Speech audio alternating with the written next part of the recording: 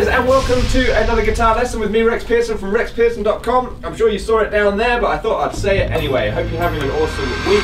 And today is probably a Sunday, because that's when I normally release the lessons. And we're looking at an advanced guitar lesson. Now this is for people who are looking for ideas and inspiration on how to sort of develop their understanding of scales and become more free on the fretboard using a technique called sweep picking.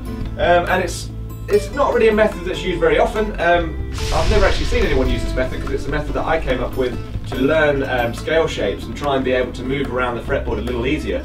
So I thought I'd share it with you guys out there, you shredaholics, and see what you guys think to it. And hopefully it will help you learn your scale shapes better and give you more freedom on the fretboard when you're improvising, which is pretty important. So let's get started and I'll show you what I'm talking about. So all the shapes that I'm going to be showing you are going to be based around natural minor, because we all know natural minor in A is the one that we all know. So hopefully you know your 7 positions within that, because this is an advanced guitar lessons. If you don't, well worth learning at least the 7 positions across all 6 strings so that you can play them reasonably smoothly and visualize the notes. Now we're going to be using a sweep picking technique. Now let me show you the pattern that I'm going to be using and how we can use this to develop our understanding of the scale. Okay, so the first time we're doing this, we're going to start on the 5th fret here on the G string. Now there's a little hammer on and pull off pattern and a slide. So get that under your fingers. Then we start the sweep. It's a 3-note sweep. Then we're going to pull off from that sweep and come back down to the first note. So the full pattern.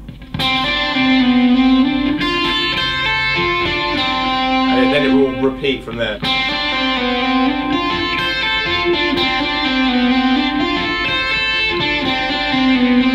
Make sure that the right hand is doing the correct sweeping and picking. Rewind the video and have a look at how I'm doing that, and that will give you an idea of what's going on there.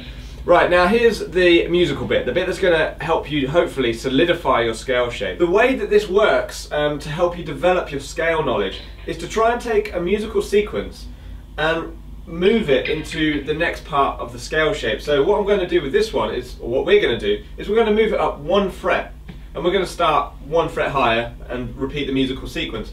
Now the reason why this is slightly different to a lot of other exercises is that it forces you to play every single note in every single combination. Rather than thinking of scale shapes as position 1, 2, 3, 4, it connects them all as just one entire shape. And it's quite, well, I certainly found it quite difficult when I first started doing this, because it's a very different way of viewing scales, because you have to think of 3 strings at once. So let's move this shape.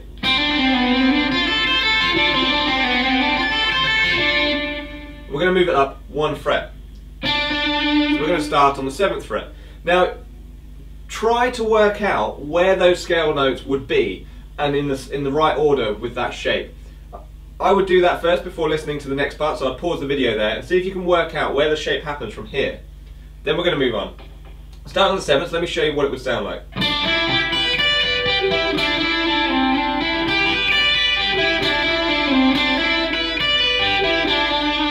That's what the second shape would sound like, because everything else has been relatively moved in the same direction. Everything's relative to each other, so you're not going to have something that's mixing the first and the second shape. Everything is moved. Then you just continue up, and each time you try and piece together the scale as you move up. For some you might find this very easy. For those with weaker scale knowledge, this will be very difficult, because you have to think of the scale on 3 strings at the same time rather than the usual 1 string at the same time. So, 3rd position then would be this.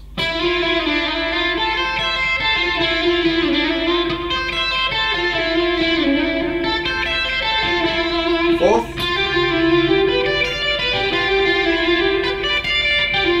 5th. 6th. Almost the final one, 7th. And then the final one, which is an octave higher.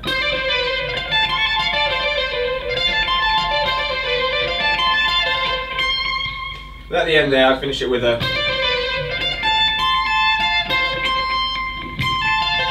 that little part at the end, just to round it off. Now, I've shown you that in the key of A, Now what I would like you to do, and to prove to yourself that you can do this, is to try it in a different key. So I would suggest trying it in C minor. Start with the very first shape and get that under your fingers, and then try to visualize the scale shape as you move up. As you move up the neck through each position. Try not to think of it as shape 1, shape 2, shape 3. Try and think of it as a musical sequence that you're moving up one note at a time in the scale shape, and it will really help, or it's helped me massively, understand the connection between all the scales, and gets you thinking on a deeper level when you're improvising, because you'll be able to visualize the scales, and you might come up with a musical sequence that you can then move up a note, down a note. You might take the first one, for example, then I'll go to the next position and I'll skip one, then I'll come back down, then up. So I'll just play it to you at sort of a normal speed that I would play that riff at, and you can hear how it sounds as it moves up the fretboard. But I would encourage you to try your own riffs, try your own ideas, and see where this takes you. Here we go.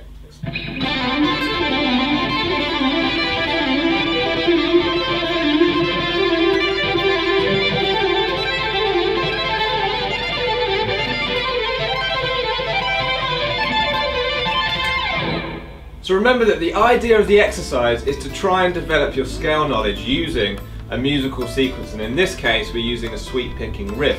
You can apply that technique to anything, remember, and it's a great way of improving your ability to learn the fretboard, and the ultimate goal obviously is to be able to improvise without needing to think so much about the scale shapes, but think more about what you're playing and the musical sequences that you're creating. I hope, guys, that has given you at least a bit of inspiration or a new trick to try on your guitar, because that's why I'm here. And if you're a subscriber, I'd really appreciate it if you hit the like button and leave me a comment, let me know what you think. If you're not a subscriber, there's a little button up there that you can hit, and the more subscribers I have, the better lessons that I can create for you guys, which I hope you would want. So, have a great week, guys. I'll see you on Sunday for your next lesson. And until next time, keep shredding, guys. I hope you enjoyed the lesson. See you then.